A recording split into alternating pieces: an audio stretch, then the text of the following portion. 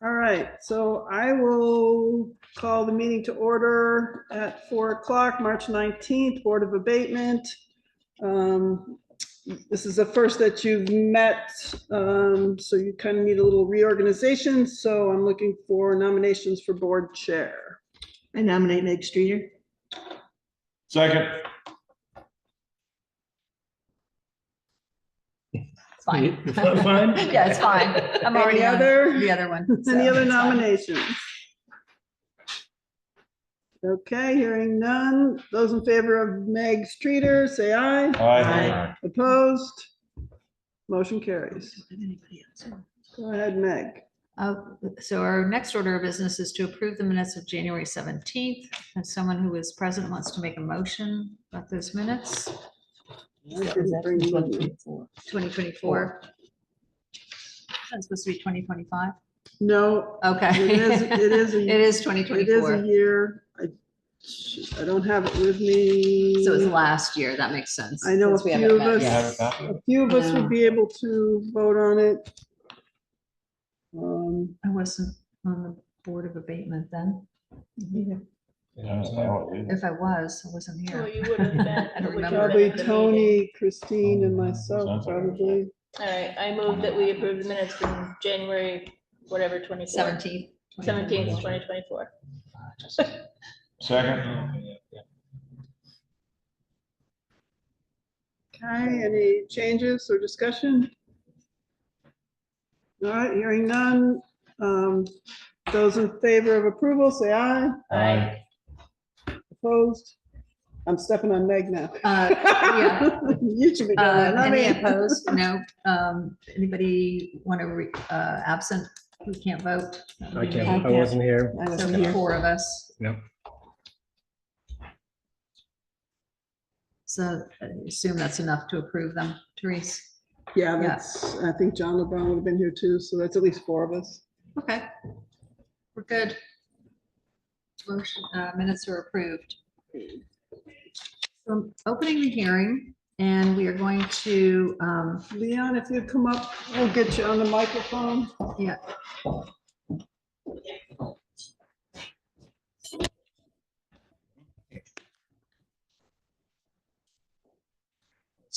Yeah, welcome. Thank you. So we're having a hearing with Mr. Leon Steinzeit, is that correct? 5 Trails End is the address of the property. Property number, parcel number 762-242-13081. I'm going to ask you to take the following oath. Under the pains and penalties of perjury, do you solemnly swear that the evidence you give in the cause under consideration shall be the whole truth and nothing but the truth? Swear. Was that a yes? I did. Yeah, I swear. Okay, all right. Should I repeat everything? Well, it's just being recorded, so I just wanted to make sure it was loud enough. I swear. Any board members have a conflict of interest that exists or any ex parte communication that's taken place? Anyone? No? Everybody saying no No. or nodding no? Okay, thank you. Did you receive a copy of the board's rules of procedures? And do you have any questions about how the hearing will proceed? I don't know. No? Okay, thank you. So we're going to ask you to identify the statutory abatement category that your request is being made under. Those categories were on the list of the procedures list. There are 8 of them, I think. So they're set out in 24 Vermont statutes, specifically about abatement. So which category are you making a request under? I believe it's called good cause, something like this. Could you just speak up a little bit more? In the list of causes, it's called good cause.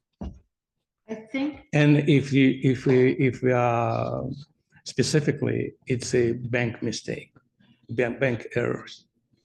So we placed it under, you'll see that what we filled out was the older one and I added it's the newest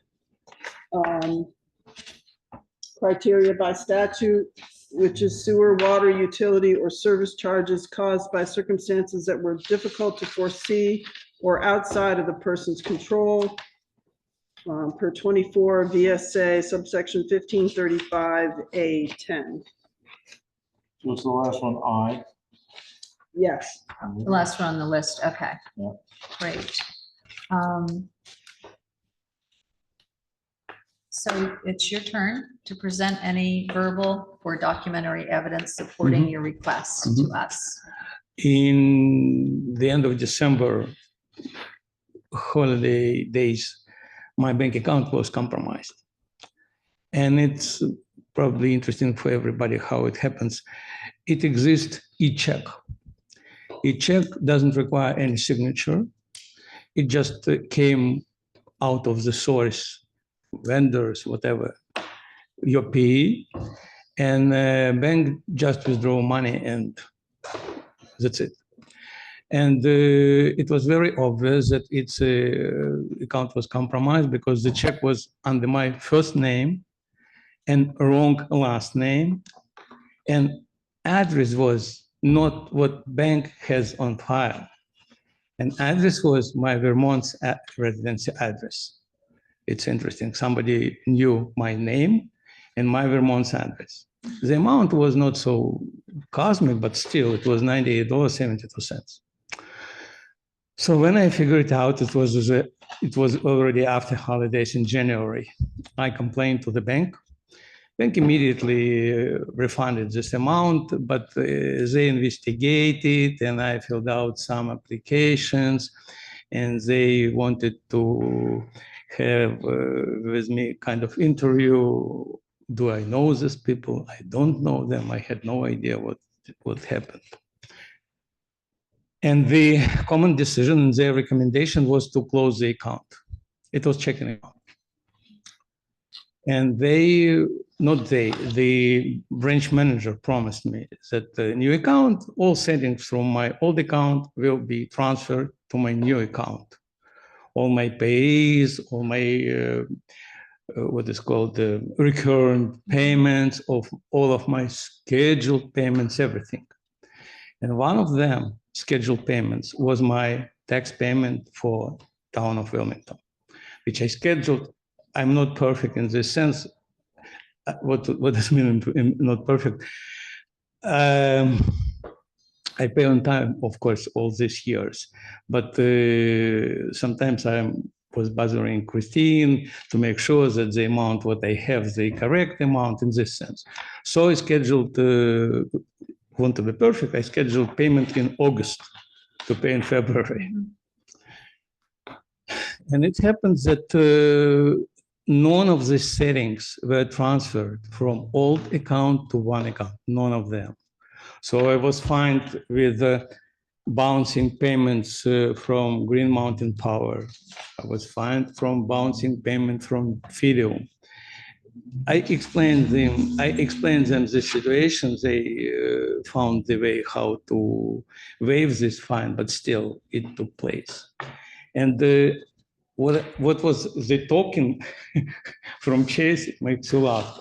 All those packages, it's a statements for all years what account was opened.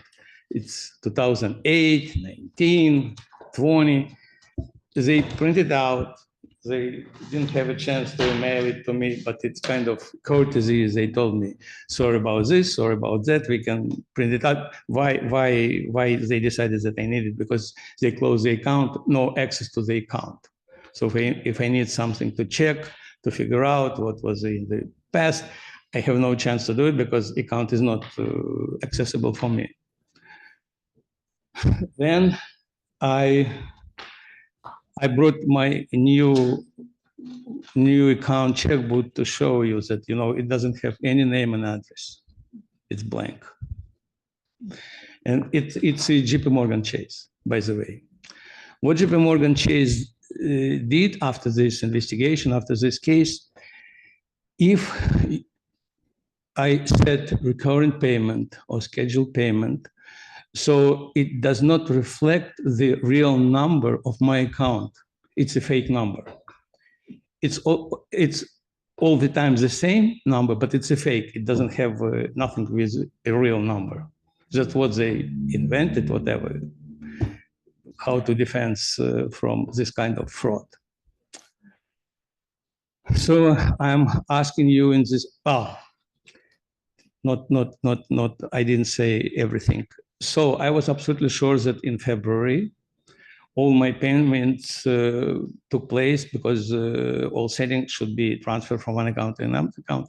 And when I received in March my statement for my new bank account, I realized that this statement doesn't contain none of my recurring payment and scheduled payments.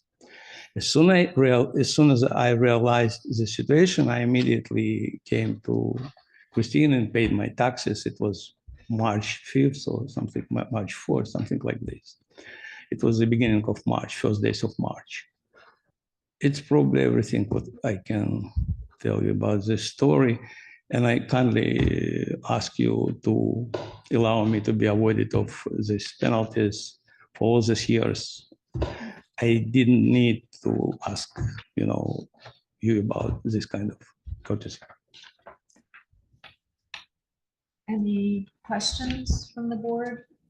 So you had scheduled a check from your bank account? Yeah. Go to town on your Yes. old account?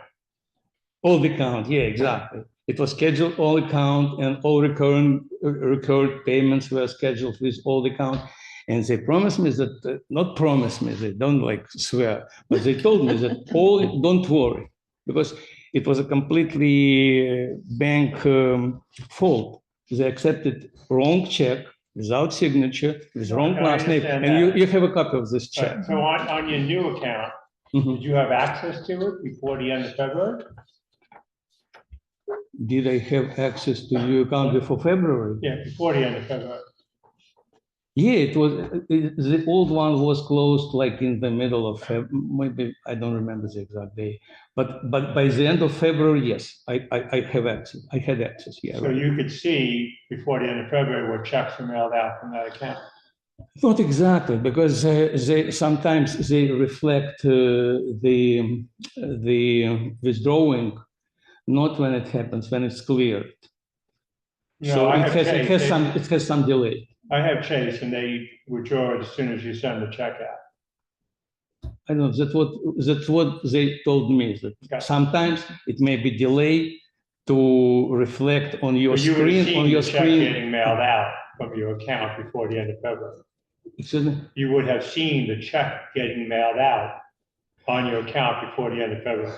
Right, but I didn't check on it because I was absolutely sure that everything transferred. But when I received the statement for February, I realized that everything is messed up as much as it could. Thank you. Mhm. Yeah, so just the timeline. So you got your new account sometime in early February, is that right? I closed my January. old account and opened once, I believe in the middle of February. Okay. Something So like shortly that. before the taxes. were due. Yes. And then you got your statement that reflected your new account The first day of in March. in March. First day of March, Do you right? have a date for that? Do you know when you got that I statement? don't remember. It's first days because Yeah. as soon as I saw that no payments Right. what I expected to be made in February, I immediately was here and paid taxes. And so you paid, what would have been the time lapse between when you realized it and when you paid your taxes? A week, a couple days? No, maybe a day, maybe next day. No, Okay. it's immediately. I know that it's strict rule, so Yeah. I was afraid. I didn't know the exact amount of fine, but I realized that I have to go as soon as possible and pay it. No, it was like immediate, not immediately, but Yeah. they maybe Within a day or so. the most. The And most so you're was a sticking day. with that bank, huh? Hmm? You're sticking with that bank? I would have gone across the street or something to another bank. No, I just brought, even my old checkbooks had only name, no address. Yeah. I had some ideas that, combination of account number, address, and name, it's a dangerous combination because it could be compromised. And that's it. So even my old books, but new books doesn't have even name, just blank. So I would recommend, this story. It's called e-check, and the amount probably lower than $100. They don't pay any attention, just that automatically works. Just one more question about the statement. Do you get written statements or can you look at it online and see what your previous month? Statement, yes, I saw it online. You saw it online? Yeah, it's online. Any other questions from anyone? They gave me kind of courtesy all this printed statement, but usually it's a paper. I use paperless option. Just to verify, what you were asking abatement for is the $316.09 and the interest of $39.51. Yeah. Just wanted to double check that that's correct. Mhm. Thank you. Anybody else with a question? No. So our procedure is, if there are no more questions, or if you have anything else to add, I'll close the hearing. We're going to enter a deliberative session now, and where we'll confer about what we want to do, and we'll issue a decision well within 30 days of the Okay. hearing. Thank you very much. Thank Thank you. you. Nice Thank you meeting for coming I in. apologize, but it's kind of unsafe. I imagine it won't happen again. Check, different last name, different address was accepted. Yeah. Hmm. Account was closed.